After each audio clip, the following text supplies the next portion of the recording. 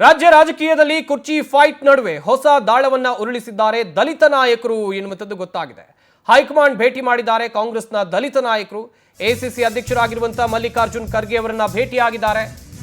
Satish Jarkiholi anti high command ನಾಯಕರನ್ನ ಭೇಟಿಯಾಗಿರುವಂಥದ್ದು.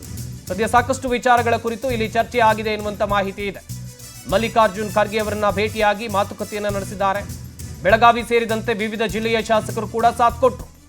ಭವಿಷ್ಯದ ನಾಯಕತ್ವದ ಬಗ್ಗೆ ತೀರ್ಮಾನಿಸುವಂತೆ ಮನವಿಯನ್ನು ಕೂಡ ಇದೇ ವೇಳೆ ಎಸಿಸಿ ಅಧ್ಯಕ್ಷರ ಜೊತೆಯಲ್ಲಿ ಮಾತುಕತೆಯನ್ನ ನಡೆಸಲಾಗಿದೆ. ರಾಜ್ಯ ರಾಜಕೀಯದಲ್ಲಿ ಪವರ್ ಶೇರಿಂಗ್ ಜಟಾಪಟಿ ಜೋರಾಗಿರುವಂತಹ ಈ ಸಂದರ್ಭದಲ್ಲಿ ಒಂದು ಕೂಗು ಕೇಳಿ ಬರ್ತಾ ಇದೆ.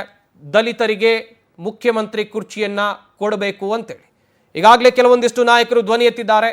ಈ ಸಂಬಂಧ ದಲಿತ ಶಾಸಕರು ನಾಯಕರು ಹೈಕಮಾಂಡ್ ನಾಯಕರನ್ನ ಭೇಟಿಯಾಗಿದ್ದಾರೆ. ಎಐಸಿಸಿ ಅಧ್ಯಕ್ಷರಾಗಿರುವಂತಹ ಮಲ್ಲಿಕಾರ್ಜುನ್ ಖರ್ಗೆ ಅವರನ್ನ ಭೇಟಿಯಾಗಿ ಮಾತುಕತೆಯನ್ನ ನಡೆಸಿದ್ದಾರೆ ಎನ್ನುವಂಥದ್ದು ಗೊತ್ತಾಗಿದೆ. ಕಾದ್ ನೋಡಬೇಕು ಹೈಕಮಾಂಡ್ನ ತೀರ್ಮಾನ ಏನಾಗುತ್ತೆ ಅಂತೇಳಿ. ಒಂದ್ ಕಡೆಯಲ್ಲಿ ಬಣ ಬಡಿದಾಟ. ಸತೀಶ್ ಜಾರಕಿಹೊಳಿ ಅವರು ಹೇಳಿದ್ದಾರೆ. ಎಲ್ಲ ವಿಚಾರಗಳನ್ನು ಕೂಡ ನಾನು ಕೋನರೆಡ್ಡಿ ಅವರು, ಬಸವಂತಪ್ಪನವರು